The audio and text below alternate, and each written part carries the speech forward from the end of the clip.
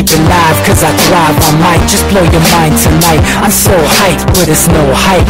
From this height, it's direct hits on sight. I'm your type, lend me your ears to show you that there's something in me. I'm not giving up, I'm standing right here, holding these days hostage. And I'll make this my year. We turning fear into love, and the love's in the air. I love doing this cause nothing compares. Nothing can share that same type of feeling when you feeling them flares. They can't catch it, it's havoc. I rip to a tear, switch the scenario. My stereos, I leave them impaired. Variables start to change and they're all in my range. I just gotta grab it, it's all mathematics. Every step is drastic, I make it fantastic. I'm trying to take your breath away. Asthmatic. This is live through the stereo. Go and let it blow, blow through the stereo. I'ma let them know through the stereo. Yo, here we go through the stereo, stereo. This is live through the stereo. Go and let it blow, blow through the stereo. I'ma let them know through the stereo. Yo, here we go through the stereo, stereo. Yeah, just nod your head with it, so explicit and vivid. Every image is intricate, intimate. I put my all into it, no scrimmage and no rules. I'm a pro tool, hear my heartbeat beat into the vocals. I'm so loco, lost my mind, oh no. It's Ponderoso, dope, so no overdose, cause it's dope, yo. Man, this is house grown, mixed with some milestones. So I let the style flow down like the Dow Jones, bringing it with some foul tones, letting the crowd know we getting loud, so it's eardrum rudiments. Yeah, we bring it rude again. Move, little hooligan. Music for tuning in, full time to the 10. I'm on my clock like I told you. I'm doing this for dreams we pursuing. Hey everybody, welcome back to the Anti-Media Radio. Once again with your host Nick Burnaby here on UCY.TV. Thank you guys for tuning in and enjoying the show here on Monday night. I know there's a lot of other cool things going on, like Cyber Monday and Monday Night Football and all that stuff. Thank you guys for making the time to join us here on UCY. Make sure you bookmark the channel and check back all the other days of the week because there's some other cool shows on this channel almost every day. And we've got some exciting news for you guys. We're going to be going 5 days a week starting this week. So tomorrow we're going to have a show with SM Gibson and D. Young, which should be great. They're broadcasting from Birmingham, Alabama, deep in the heart of the South. And it's going to be a little different than our show, but we're going to be covering a lot of similar topics and ideas and stuff like that, and spreading this message of freedom and autonomy, which is basically what this show has evolved into, and apparently what a lot of people are thinking about right now, because our Facebook page is currently reaching about 40 million people per week, which is an awesome thing, and it's great to see young people really starting to realize exactly what is going on and why things are so messed up. And everybody, back in 2008 voted for Obama. Everybody realized, okay, well, that didn't work out, so we got to figure something else out. And I think that's what we're all doing. It's all a struggle between ideas and people working together and dealing with, the situation that we've been dealt, more or less, and how we can change it. And I think that's what people are ready to do, and that's why this show is in existence, and that's what our website is doing. So thank you guys for being a part of that. I'm also joined here by my co-host, DB Schwartz. How are you doing tonight, man?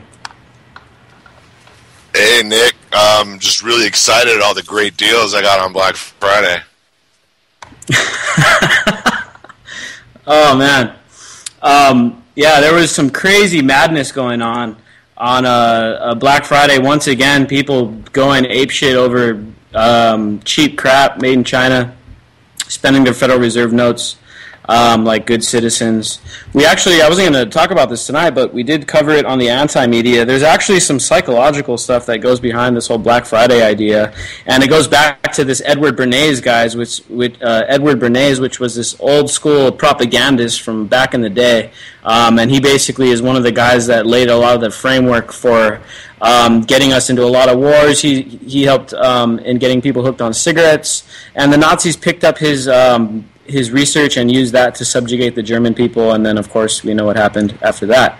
But Black Friday, consumerism, getting people distracted by that kind of stuff, it's a big part of the control factor, and the way that the government uses indirectly, because, of course, it's the corporations, but we got to remember corporations are nothing more than the backbone of the state, and the corporations are the financiers of the state. So this is a way for them to keep us not only poor but also distracted. And it's ironic because it's kind of like the lottery. You know how when they did research and found out that the vast majority of lottery purchasers were people in poverty. It's the exact same thing with Black Friday. You got customers that are in poverty. They're standing in line. They're wasting their time. They're selling their soul for cheap consumer goods. They're feeding the machine that's taking away their jobs.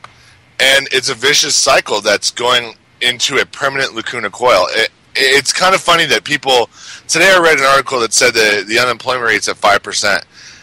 It's not. If you really look at it, you're looking at 15% of the 20 million people looking for work that have just completely given up. You have 3 million people just not even trying anymore. So what does Black Friday represent? It's what I would like to say probably the last illusion of the Federal Reserve note, where you're going to be able to trade a worthless piece of paper for slave labor created goods out of crappy materials. And sometime next year, I hope the system is basically destroyed. Yeah, man, and once again, it plays right into this whole, idea of the state. And I was just thinking, man, and we're gonna go in depth into Ferguson later on in the show, but just think about all those protests, man. And if you look at the numbers for Black Friday, they're down like 11%, and it's not really surprising. I think the whole romantic factor of Black Friday has basically disappeared now that stores are open on Thanksgiving on the holiday. I mean, the whole point of having a holiday is for everybody to have the day off work, right? They're supposed to be enjoying family. They're not supposed to be all at Walmart standing in line buying a bunch of crap that they don't need. Well, it shows they think of them as slaves, like wage slaves, man. Like the corporations are at this point a monopoly of every kind, and a small business can never cover the glut that's created by this fake economy we have. So what happens? You have big Walmarts. They tell their employees to come to work. If they don't come to work, they lose their job. And they can't get another job because all the other places that would have hired them got bought out or destroyed by Walmart coming into that community. And it's, man, I tell you, they get you stuck in this loop, this economic loop. And it's so easy to see now. And thank goodness at least some of these Walmart employees were striking and some of these fast food workers were striking, because we're going to have to, before robots take over every blue-collar job, and it's not that long from now, we have to, make sure that as a society we're going to be able to give the people on what we consider the lower rungs the advantage of being able to improve themselves for free on our dime. Because what are we going to do, man? What are we going to do when McDonald's is 100% automated? That's going to probably leave 2 million people without jobs. And it's only going to start there. It's never going to stop. I mean, if you look at Amazon's warehouses, they're 100% robotic almost now, except for the truck drivers. So it all relates to that. It's always about the money. Yeah, I was going to mention that as well, because I just saw an article today out of Wired.com about Amazon's warehouse, and yeah, it's run by a bunch of robots. So a lot of people are thinking, okay, yeah, I'm going to avoid Black Friday, and I'm going to go ahead and do the whole Cyber Monday thing. Well, that is slightly better, because at least you're not supporting Walmart and these kind of companies. It's still basically the same thing. You're still buying from Amazon and places like that are using this fully automated system, this robotic system. And I have nothing against that in theory, because that is, in theory it'll free up a bunch of people from manual labor and allow them to do a bunch of other cool things and be creative or put their mind or follow their true passions, and then you have robots take care of the menial labor and stuff like that. That's would be great if that's how it worked out. Unfortunately for us, that isn't the utopia that we're heading towards. We're heading towards this corporate monopolistic utopia where the state is the enforcement. All these cops, these militarized police are the enforcement units for these corporations, more or less, that are going to be completely in control of all the robotic labor. And the power of the worker, which once existed, where workers could go on strike, just like they did on Black Friday, which, believe me, I believe that has an effect on this 11% drop, that and the protesters. And then among that, the other thing is that people are just tired of shopping on Thanksgiving. And they're broke to add on top of everything. If you are paying attention to what's going on, and you have a thought in your mind that prices might double in the next year or two, we may go into a depression, why would you want to buy this crap right now? It's the dumbest thing you can do if you're aware of what's going on. And I just wanted to bring up an Arthur C. Clarke quote, which the goal of the future is full unemployment so we can play, and that it's got to be that way, or it's war. You have to understand, we either need to have 100% unemployment or war, because that's the difference. The difference is one is sustainable, and we don't fight over crap because we're going to all share it, and the other one is I'm better than you, fuck you, war. And that's where it goes. Yeah, man, and that's why we're in such a time constraint now, because people still have power, more or less. And one thing I wanted to bring up about when we want to talk about like radical actions and stuff like that, a big part of what they do in Europe and in a lot of these countries is they shut down the entire economy. If they're going to have a real protest or a strike, they're going to shut down the entire economy. They're going to stop the freeways. They're going to stop the trucks. They're going to stop the trains. And I mean, these idiots, the corporate masterminds behind Black Friday and Cyber Monday and all this stuff, they've made one big mistake, man, and they've set only a few days as the big target, where if we were able to shut down Black Friday completely, or we're able to shut down Cyber Monday completely, I mean, that would be a complete disruption to the economy. It would put them in the red, right? Yeah, and like I was saying before, the corporations, I know a lot of people out there are like, oh, corporations are okay and all that stuff. But you got to keep in mind, corporation is an extension of the government. The government is an extension of a corporation. By definition, anytime you create a corporation, you're getting welfare protection from the government. You know, so these are two entities that go hand in hand. Without government, there would be no such thing as a corporation. And they're both conspiracies. One's for control of the people, and one's for profit. And of course they're hand in hand.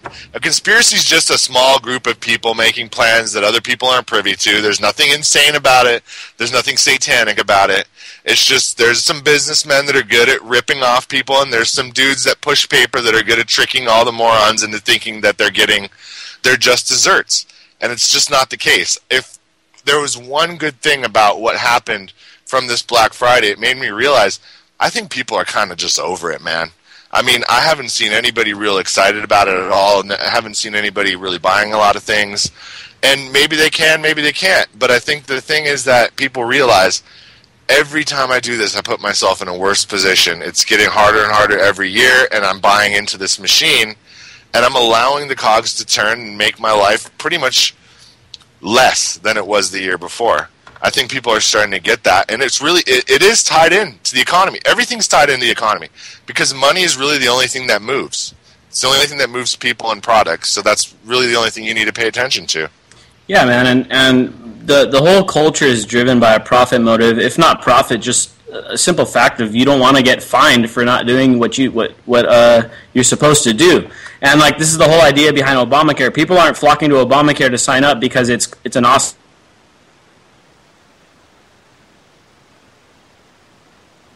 They're going to get hit with a huge fine at the end of the year or whatever it is they're going to do. Now, and they'll garnish you. Yeah, and unfortunately for Obamacare, I mean, even if you do sign up, then you're going to get hit with all this healthcare inflation, which is running rampant right now.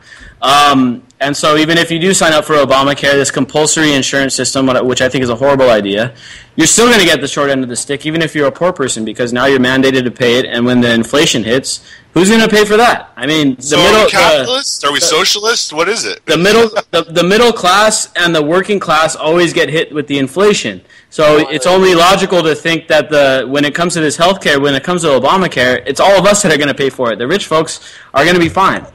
We got a caller in from 727. How's it going? You're on the Anti-Media. What do you want to talk about? Yeah, I wanted to know why they are calling Osama bin Laden. Why is he Usama now instead of Osama? And I wanted to know why this SEAL that killed Osama, why wasn't he killed with the rest of his group in 2011 in Afghanistan? Yeah, that's a good question. I have no clue why they're calling him Usama now, but I've noticed that they're spelling it with a U at the beginning. As for that SEAL, man, that guy is a total, this is a total, I don't know, man. I think to me, personally, the whole killing of bin Laden and how they dumped his body at sea and how almost the whole SEAL team that killed him is now dead, except for this one guy, and now he wants to tell his story. It all seems very superficial. it seems pretty much staged or whatever. I don't know exactly what is going on, but it's definitely either a disinformation campaign or they're just trying to make people believe in the official story. Because I remember when the word of Osama bin Laden being killed first came out, I posed this question to the people that were following the Anti-Media Facebook page at the time, and I asked them, hey, who believes in this official story about Osama bin Laden? And I shit you not, 90% of the people commented, and they're like, no, this story is total bullshit. They didn't dump his body at sea. All the SEALs that killed him aren't dead. I mean, this whole story is rife with confusion, and they've never really legitimately released the video, and then that whole helicopter thing that went down and all that stuff. I mean, this is all just very sketchy information. Why are they allowed to do this in the media? I don't understand how they can misinform, completely lie. Obama's caught lying, saying, I never said that you could keep, if you like your doctor, you keep your doctor. All I said was if you change your policy, then you don't get, he tried to, refinagle the way he was talking, and I don't get how people can still support him. Well, it's because, man, you got this whole left-right paradigm, the whole left-right media, right? So the whole time, I mean, for the first 6 years, the left-wing, the superficial left-wing media is going to cover for Obama no matter what happens. And Fox News is always going to be attacking Obama. Now, Fox News is always attacking Obama, but only on the superficial things. I mean, they attack him on BS, and then people go after, talk crap about his daughters, and then that's the biggest story of the news. I mean, it's all superficial the way they go about doing it, and so these people that watch TV, these 40-plus range people, 50-plus, I mean, the average watcher of TV is like 60 when it comes to the news. I mean, they're so fickle, and they have such a short memory when it comes to this media crap. I mean, they get brainwashed daily by a different story, and they just run with it. People are so brainwashed, and they've turned into pudding almost, where they're just so, I don't know what other word to use than malleable. They're so easy to move, so easy to change. And you could turn people against, look at all the people that have turned against the whole cause of Ferguson and all the protesters. And all these people, I see it on the local news channel Facebook page, all these commenters, someone should have ran over the protesters that blocked the freeway. It's like, really? You want to run people over because they're protesting? Okay. I mean, I understand if you don't agree with the cause, but these idiots are actually calling to run people over. I mean, people are so brainwashed, man. Yeah, and there's all these old people, they're so brainwashed by the TV. They don't care if Obama's lying. If they watch MSNBC, they still think Obama's a good guy. If they watch Fox News, they think Obama's a bad guy, but at the same time, they think Mitt Romney is awesome. So they're completely lost. The corporate media has narrowed down the debate to such this menial process. If you think back to the 2012 Republican national debates for the presidency, I mean, the main topic was, are we going to bomb Iran or are we not going to bomb Iran? That was all they talked about. So they focused the debate on such a tiny little subject. And then they have everybody, they make a media frenzy out of this tiny subject that doesn't even scratch the surface of the very deep problems that are going on in this country and all around the world.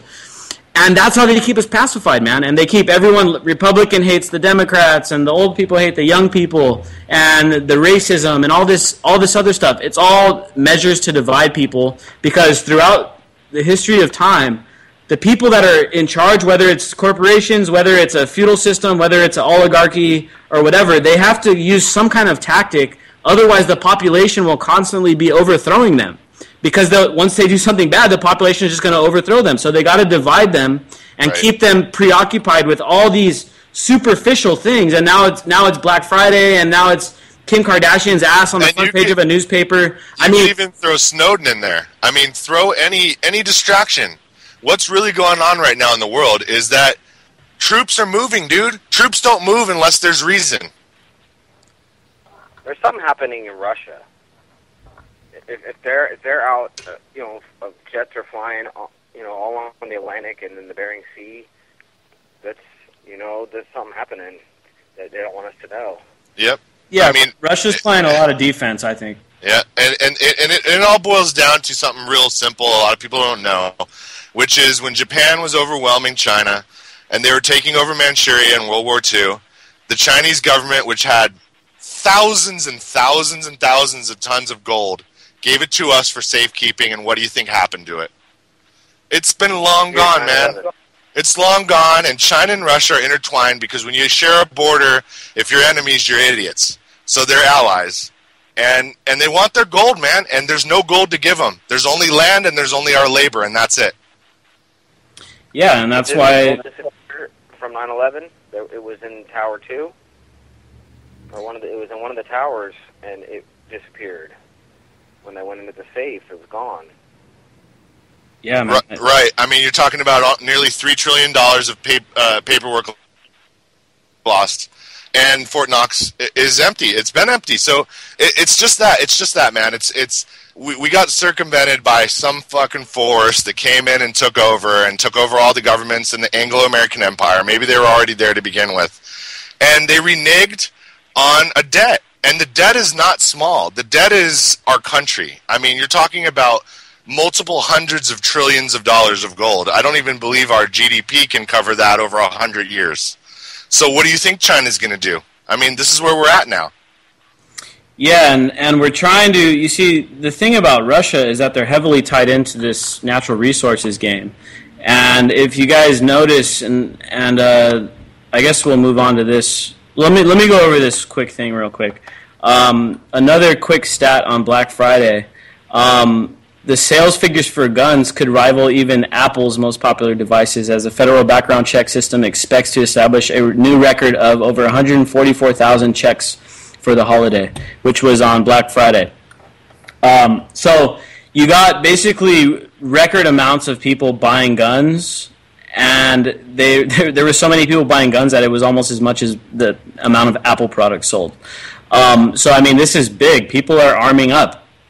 We saw the numbers of people buying arms in the St. Louis area jump. I mean, people sense something is going on, man, and they're not. I don't know. I think that in a way we're underestimating the abilities of the Americans when it comes down to all this horrible things that are going on. Sooner or later, the American public is going to wake up, dude. And it's like that. It was like that old Japanese quote, supposedly, when they bombed Pearl Harbor, and the guy told them that they just awakened a sleeping giant. I mean, I talked to a Afghani parliamentarian, this woman named Malala Joya. She survived like 6 assassination attempts, and she told us in a private interview that there are 2 superpowers. It's the U.S. military and public opinion. Those are the 2 superpowers, you know. And I think that, in a way, we're moving in the right direction. Like, people are getting upset, and the youth is where it's starting, and the youth is where everything always starts, and it always moves upward over time, you know. So it's only a matter of time before the older folks, our parents, many of our parents are probably already on board with a lot of the ideas that we talk about, but before like the mainstream people get it, it has to go through the youth first, you know, and this is where it has to be refined and broken down, and you know, we need to break down these ideas of transparency so that we don't have to worry about things like Osama bin Laden, where there's just so much secrecy, and who knows the official story. I mean, we all know that the official story about him being dumped in the ocean and all the SEALs dying, I mean, of course that reeks of total BS. But you know, the ideas of like absolute transparency and ideas like public ledgers, these ideas like BitCongress and stuff like that. I mean, these are the ideas that I think we need to push forward when it comes to figuring out alternatives to this current system, which has become an oligarchy. And if you look back in the past, we need some kind of fundamental radical changes. Otherwise, it will once again become an oligarchy. Because if you think about it, when the founders of the United States founded it, I don't think they planned on it becoming an oligarchy. They planned on it being a type of utopia. But unfortunately, every revolution, almost every constitution, look at any country in the world, almost all of them have constitutions, and they're all almost all of them are failing. So there needs to be some kind of fundamental changes when it comes to the way that we think about government. I don't think we can do this bureaucratized, centrally planned government stuff anymore, because throughout history it's been a total failure. So we need to implement these new ideas, these new autonomous ideas. And force them with autonomous drones that are ethical. and community bubbles that attach to like larger organizations and stuff like that. Where where you keep all the governance to any area locally confined, man. Like, you don't want one territory like Washington D.C., which is a little tiny slice of the country. You don't want that single territory telling every single other state what to do. I mean, look at the result. It's horrible. They're doing horrible things at the federal level. The war on drugs, in my opinion, is probably one of the worst. And then the foreign policy. So we don't want to allow these super domestic organizations dictate to all the other people how they're going to do things, what they're going to pay for, whether they're going to pay for Israel to bomb Palestine or whether they're going to pay to invade Iraq again. I mean, this shouldn't be done by anybody other than ourselves. If I personally thought it was a good idea to go invade Iraq, then I can go either directly send my money or I can go sign up and fight. That's how it should be. We shouldn't have these state organizations controlling all of the money of other people. That's an immoral thing to do, to tell other people how to spend their money. That's completely wrong. So we need to come up with some like very radical ideas. Otherwise, even if we do create some kind of change and some kind of reform, it'll probably end up becoming once again an oligarchy, because that seems to be the natural direction of society. It'll start new with the blood of patriots, and then it devolves into this other thing, which it becomes what we have now, and what most other countries have. And it's trying to create a perfect storm, basically, what they're doing. They're trying to create a perfect storm, weeding out people that are going to be dissidents, bringing in a bunch of people, giving them basically free reign all across our country, and really destroying our security. And if somebody really wanted to come in here, where's our military? They're overseas. So we're a sitting duck. Yeah, now this whole thing, what we were originally talking about here was what's going on with Russia. And we can't forget about this whole Ukrainian situation and what's going on there. Ukraine is in an awful situation. Now, keep in mind that Ukraine's economy was already about to default before all of this stuff kicked off. And in fact, that's part of the reason why this stuff kicked off. Because I think that if they wanted to get bailed out for the default, then they had to have regime change and kick out the Russian guy, the Russian-backed prime minister. And now what you have is a Western power grab via basically NATO, where NATO is trying to envelop the entire western half of Ukraine and the whole country. But Russia is defending the east end, Russian-backed rebels and all this stuff. But it's all tied into this energy game, and it's also all tied into why the gas prices are dropping, because obviously they're trying to strangle Russia with the gas prices. That's partially how they helped bring down the USSR back in the 90s. Is by deflating the prices for the fuel so that they could punish the hell out of Russia's economy.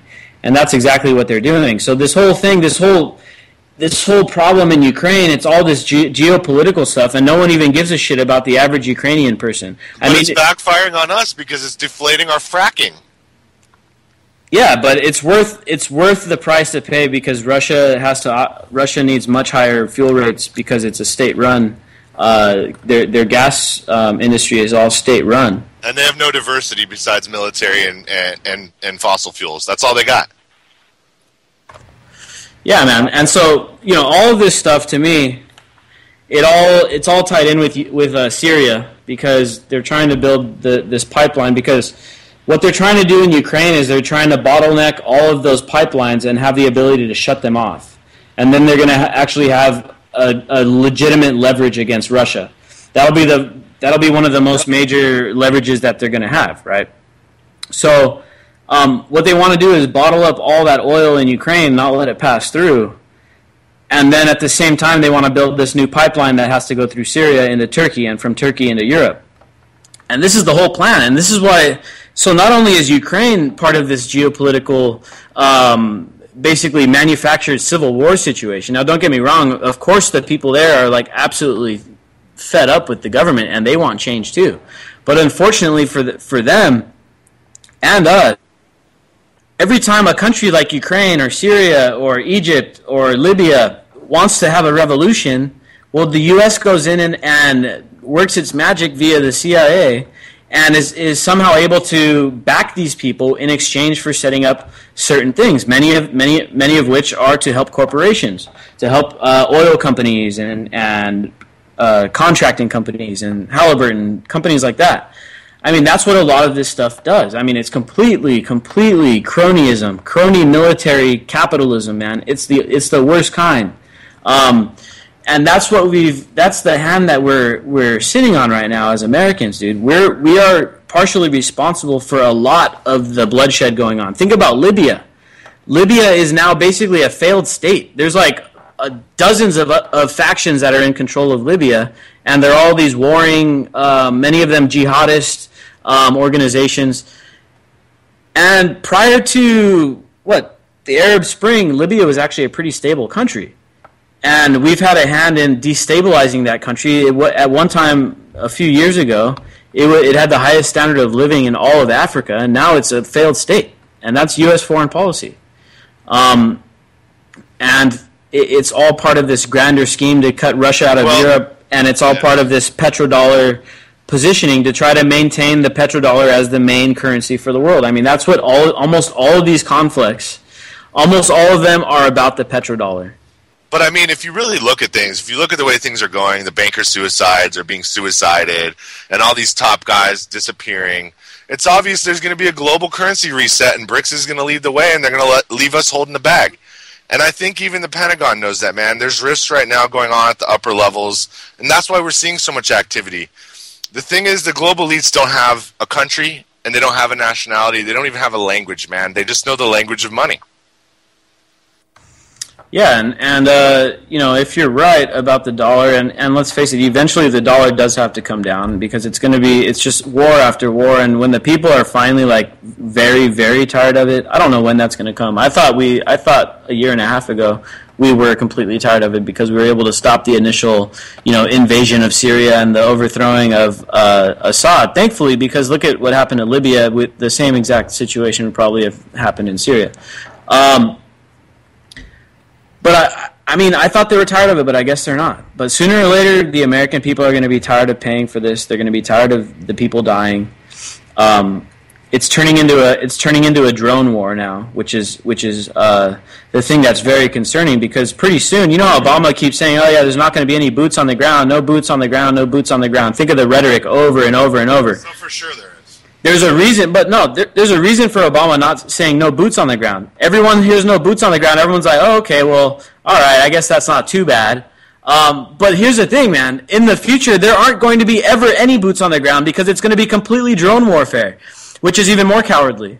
Going into third world countries completely drone. Not even a human being that's going to kill anybody. It's going to be a freaking machine. So you can't use those cowardly tactics in an actual war. It's only going to work in a conflict against, let's face it, third world states, man. You can never use that stuff against Russia, China, or probably even Iran because they'll hack it out of the air.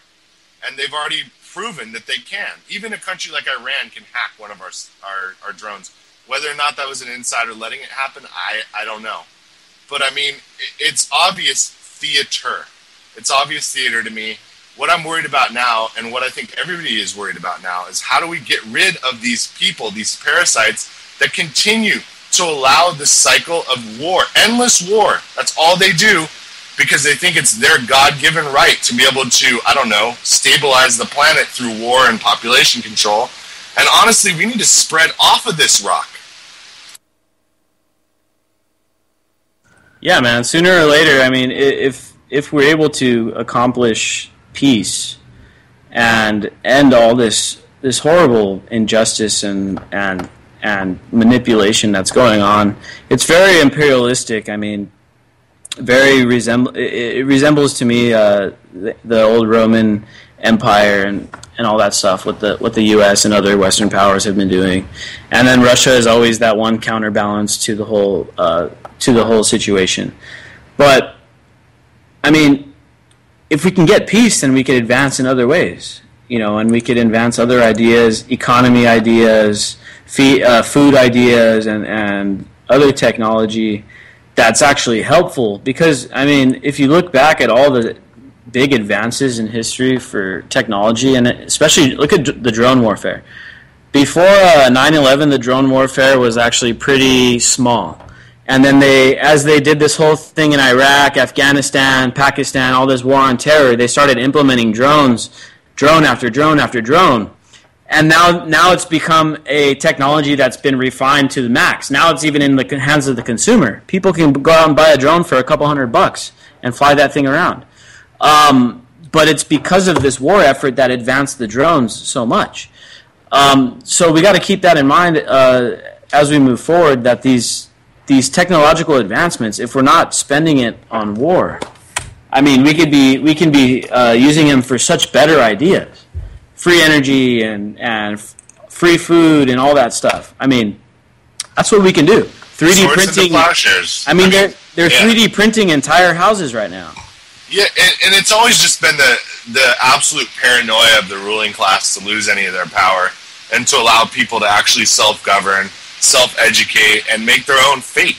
I mean, what a scary proposition that people would see you for the absolute, evil that you are. And that's what a lot of these people are. Not all of them.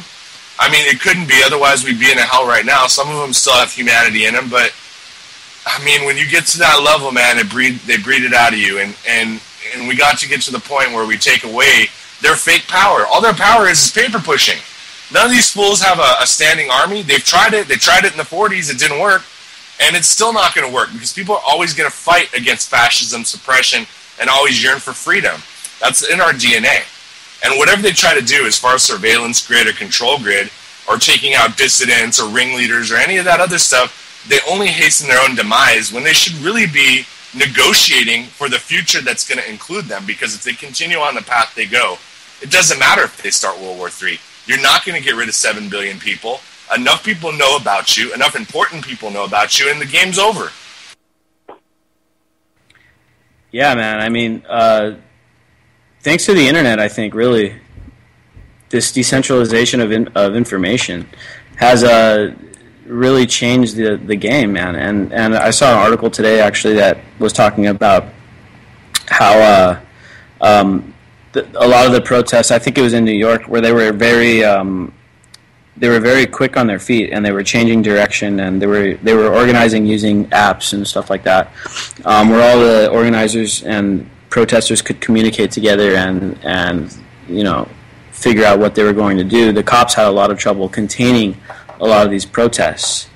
And you were saying, DB, about not having a standing army, but that's the thing, is that these guys are trying to build a standing army out of the police, and that's why we see all this militarization and all this, there's been 13,000 MRAPs made available for police. They've only picked, the police have only bought like 500 of them or whatever, but there's 13,000 MRAPs out there ready for police to pick up and use. I mean, that's ridiculous. That'll cover the whole country. So they are, in a way, building this standing army out of the police forces, and that kind of gets us right into our main topic here, which is obviously Ferguson and the protests that are continuing. Even today, there was a protest here in San Diego and all over the country, and I mean, there was all kinds of. I mean, it's been nonstop, and to me, I'm very optimistic about it. I mean, 99% of these protests have been very effective, and I mean, we blocked a few freeways to make a point. Yeah, cool. A few people got mad, but I mean, we went through the cars, and the people that were in the cars were actually giving us high fives and cheering us on. Everyone's mad because they're like, "Oh, you guys are blocking traffic. That's dumb." It's like the people that were there blocked in the traffic weren't mad. They were actually happy to be part of it. So don't let that's one thing where the corporate media likes to spin this thing, is they want to tell everybody what they're thinking. They're trying to tell you what you're already thinking. And we can't let them do that. That's where we have to resist, man. We can't let the media tell us what to think or what we're thinking. Their narrative is contrived, man. It's funded by, honestly, let's be honest. When a Fortune 500 company says that it's profitable, it's really not. They're hiding everything offshore. Any kind of losses get thrown on to shareholders, or they get hours cut for their employees, or they automate. And so we have a completely false dichotomy that's unbelievably funded by actual labor. And it's this massive slug of I hate to use the word, but it's just this massive leech of a parasite on top of 300 million people. and there's no end in sight. Now, they're trying so hard to get us to fight each other because they see that we're pretty much waking up at this point. I mean, even if we don't know what to do about it yet and we're kind of scared about taking that next step, which is pretty much booting them out and violence, we're on top of it. Most people under, like you said, under 40, if they're not watching the news, they already know what's going on. Yeah, man, and I think as we move forward with these ideas, we need to look to Mexico for a template and a model for what many of us are talking about with these autonomous regions and these areas where they've kicked out the government and the corporate and the cartels, and they've repatriated all the land back to the people that live there and all that stuff.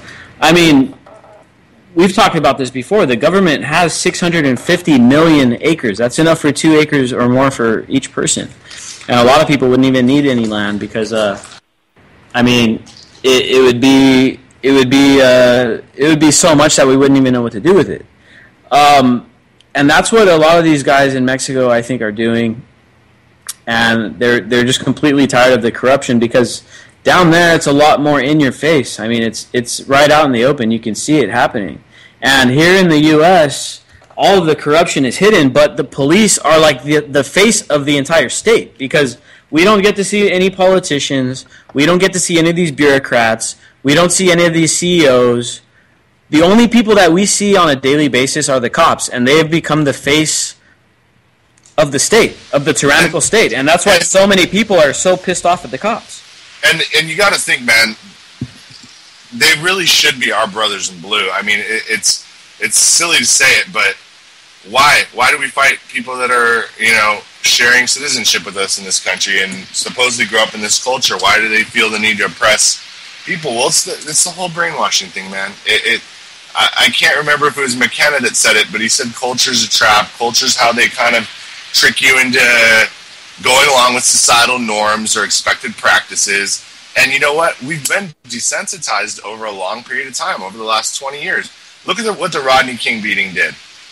Look at what this guy's death did. It didn't start a nationwide thing as much as we'd like, but what it did was it got people that were already politically conscious organized. And so they shut a freeway down and made people think about it, made them late for their slave labor job. Yeah, that's an obvious, awful thing to do for a second, but in the long run, will it work out? I don't know. The only way we're going to affect change, though, is awakening more people than not. Because once we hit some kind of a critical mass of percentage, there ain't no stopping it. It's just going to become a best practice, a societal norm. And that's what we're starting to see. I mean, how many people believe the official 9/11 Commission report? 5%? What was it in 2001? 80%? I mean, the data's shifting, and it really is. And they're pulling out all the stops. This last thing, if they were trying to make some kind of racial division for some kind of a martial law test or clampdown, it didn't work. People aren't going to play this game anymore, and honestly, we're starting to see what they're doing. They're trying to get us to fight each other so that we will not come together and get rid of them. Can I just chime in on the whole, you're saying they should be friends, there's the boys in blue, which is totally true, and I know quite a few officers that, a lot of them just left their departments and they actually hate their own departments for a lot of the stuff they're doing. And you got to think, too, is all the soldiers that come back that never re-enlist because they saw what's happening, those are really our buddies, and the only bad thing is they're not still in uniform because that sometimes speaks more politically, but, Hey, but they still have their uniforms, though. My brother's a vet, and he's anti-war now as well. And he's still got his uniform, and he can still wear it if he wants to, man. So, I mean, you're right, though. We talked about that with Justin King. What was that? That was on our last show, right, DB?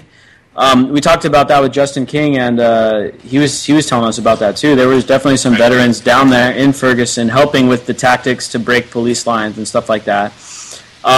Definitely, there's a lot of Iraq War veterans for peace, and it's a huge resource to tap into. But also, back to the whole boys in blue thing, there are a lot of cops out there, just like that force in Florida that came out and they blew the whistle on their chief about about the ticket quotas and all that stuff, which were illegal. There's a lot of cops out there that have been feeling this. And when I was at the protest the other day when we did shut down the freeway, and there was like 150 cops out there or more or whatever, there was a lot of the cops out there. I saw it on them, and I'm pretty good at reading people. I saw it on them. They were like, you guys, they're basically saying you guys are right. The police are messing up. The war on drugs is a joke. And we know what you're saying. But unfortunately, at this point in time, we're unable to speak up or say anything or defect from the ranks or anything like that because we haven't reached the critical mass yet. Once we reach a critical mass culturally, then the police are going to follow as well. And it's only a matter of time. We're already starting to see it happen. Now, back to Ferguson, back to the riots, and I wanted to make a point about, especially the initial riots that took place. The initial riots that took place back in August, those riots and the police force that responded created a national dialogue on police militarization, and therefore those riots played a crucial role in the movement. Now, at the same time, I don't think it's good that people's livelihoods were destroyed and stuff like that. But in the end, I think it played a much bigger role, and I think that we'll be able to get those businesses rebuilt better than they were before through crowdfunding. I know it can happen, and it will happen. It already has happened. It's already happening. Yeah. The lady with the bakery got $200,000. She's going to rebuild.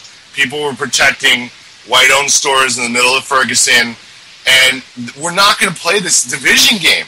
What does it serve me? I don't have hate in my heart, and you're not going to make me feel it. I'm sorry. I'm not a weak mind. I'm not a weak person. Play all you want with all these other weak people, but there's enough of me to make it so that it's very uncomfortable for you to continue. Exactly. You know, I saw out of Ferguson that I thought was really interesting, too, is how they kicked the Oath Keepers out for, abiding by their oath, and they call them terrorists, but they're just, civilians policing themselves, protecting themselves, and it's just completely ironic in my mind the way they treat them. I wish, you know what, man, I know what you're saying about the Oath Keepers. I'd have a lot more respect for the Oath Keepers, though, if they weren't not only protecting businesses, but if they were down there protecting the protesters against the cops, man. That would have been something to really, make some news, but it unfortunately it didn't happen. But yeah, I think it's not right that they booted the Oath Keepers out of there because they weren't violating any kind of, they weren't committing any crimes. And who makes the police judge, jury, and executioner where they can tell private citizen to get off a rooftop? Screw that. This is, you know what I mean? It's multiple layers of trying to play different sects against each other so that we don't go for the 0.00001%. That's all it is. Yeah, man, and it's been that way for a really long time. And now here's something that was kind of, I don't know how to take this. By all means, I'm pretty optimistic about it. But these St. Louis Rams football players that came out with their hands up in the same way that the protesters are the hands up don't shoot meme, basically. These guys brought some crazy big attention to the topic, and here's the point that I really wanted to get to about all the protests and the effects that they're going to have. And this goes back to a personal experience that I had here in San Diego when I was at the Encinitas mayoral debate. And DB can vouch for me here. Encinitas is a very white, very upper middle class neighborhood that Ali Salam ran for mayor, which is my friend. And, he's 22 years old running for mayor. But I go to the debate, and one of the questions that were fielded out of the audience, because they were taking questions, was about police militarization. And we're talking about a population, a demographic that normally would not even care or even think about this. And I sat there, and there were six mayoral candidates and a couple of city council candidates up there. And I sat there and watched every single one of them, except for one guy, which was a sheriff reserve, denounce police militarization. So the point I wanted to get to is that the riots, even though some people's livelihoods were harmed, I think it played much more into the bigger picture of things when it comes down to people realizing that we're dealing with a police state, and everybody started questioning the fact that the police are being militarized. That, to me, is what has become a huge talking point. That and the institutionalized racism that's involved in the justice system, and the greatly outproportioned amount of minorities that are locked away for crimes many times that are victimless, and then the drug war and all that stuff. I mean, all of this stuff comes along with this police militarization idea, and I think that, if anything, the riots really lent some major mainstream spotlight on these issues that we're facing.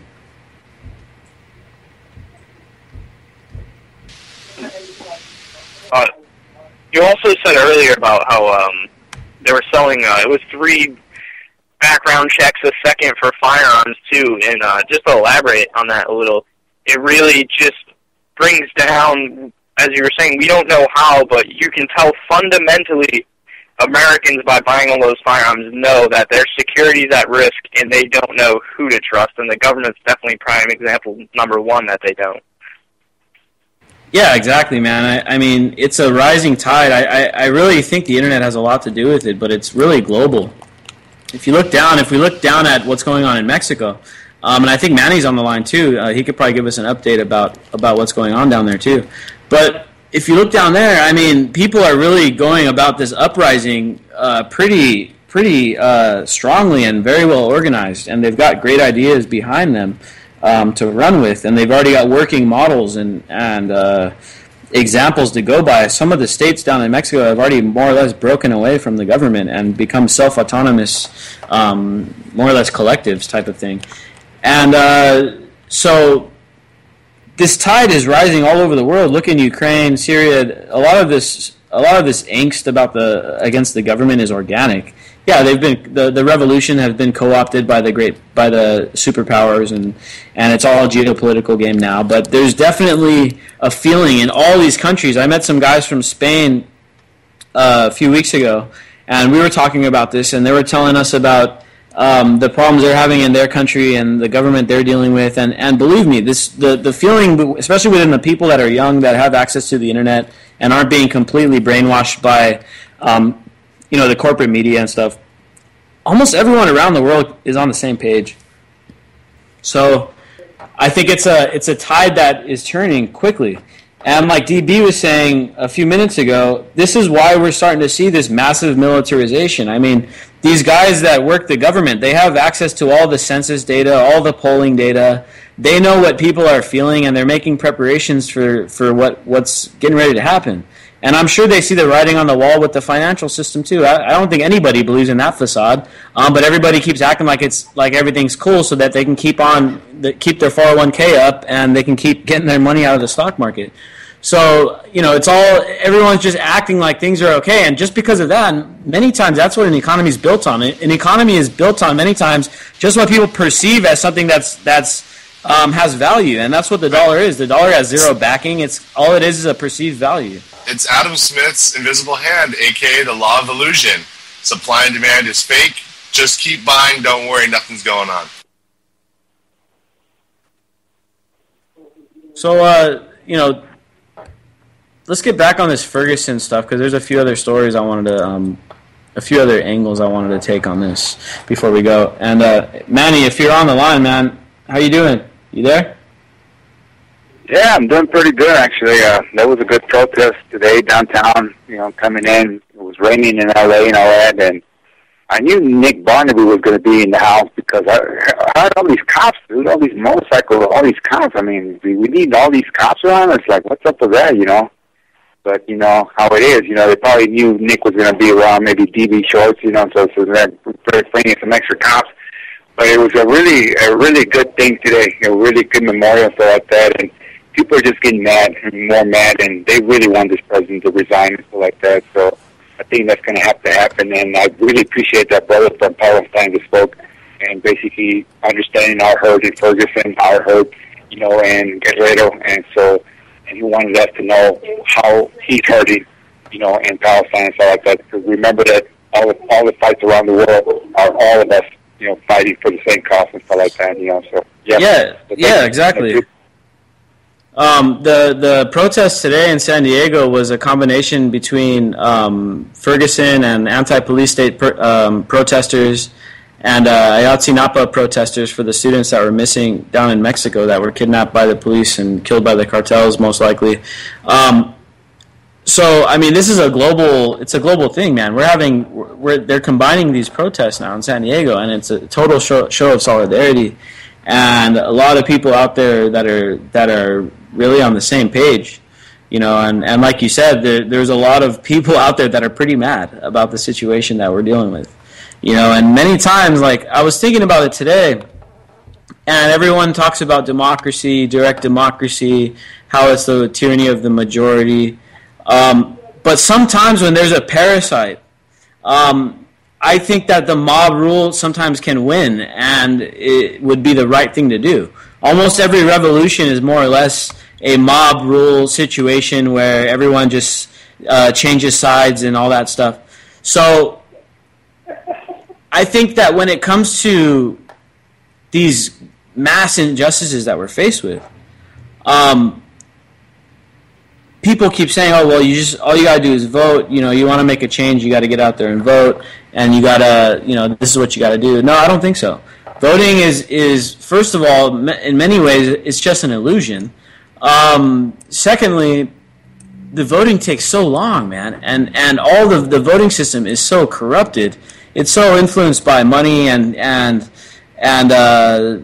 lobbying and special interests that it's really not a viable system anymore. So in many ways, if we're going to work for this justice, man, and what I wanted to say before the show ends, I think the Ferguson protesters have won the battle. They've won this battle, but there's a bigger war that needs to be fought. Because of the fact that, well, especially from yesterday where you got the Rams guys going out there and that causing such a stir with the hands up, don't shoot meme that's going. This has really raised the level of the debate, man. We would never have been talking about police militarization. We would have never been talking about the police state. We would have never been talking about institutionalized racism had it not been for the fact that the people rioted. I mean, that we got to understand that, acknowledge that. How angry does a large group of people have to get before we all pay attention to why they're angry? These aren't crazy people. These are students. These are idealists. They want a brighter future. They don't want to live in a techno-fascist society. That's what we fought, 3 generations ago, I thought. Not so we can get conquered by that ideology. Yeah, man. I mean, in many ways, all these ideas that all of our ancestors, all the previous Americans had been brainwashed to go fight against the Koreans and then go fight against the Vietnamese and all that stuff, and then we got brainwashed into invading the Middle East. These are all ideas that have completely failed, and I don't think people believe in any of these ideas anymore. But we allow ourselves to get told what we're already thinking. We allow the media to tell us what we're thinking. And that's how they do it. That's their whole thing. It's really hard to convince people of an idea, but it's really easy to convince people that they're already thinking that idea. So in a way they make it personalized. It makes you think that it was your idea to begin with. That's what these guys are doing with the media. They're not trying to convince anybody of anything. They're just convincing people that they already know something, or that they already feel a certain way, and they've become experts of doing that. And this is the propaganda. This goes back to these old psychologists and all this stuff, Bernays and all these guys. Complete propaganda, man. This is what we're dealing with. We're presenting information to people for people to make an opinion on. These guys are presenting information where they've already formed your opinion for you. That's why we have to resist the media, man. There's no other way around it. We have to completely resist the media. You got these guys at the protest saying F CNN. That was amazing. That was the best moment in that for a week for me. Is seeing these protesters live on CNN saying F CNN. It was hilarious. Catch you guys on Wednesday. Catch you guys tomorrow, same time, 5 days a week. I'ma let them know through the stereo. Yo, here we go through the stereo.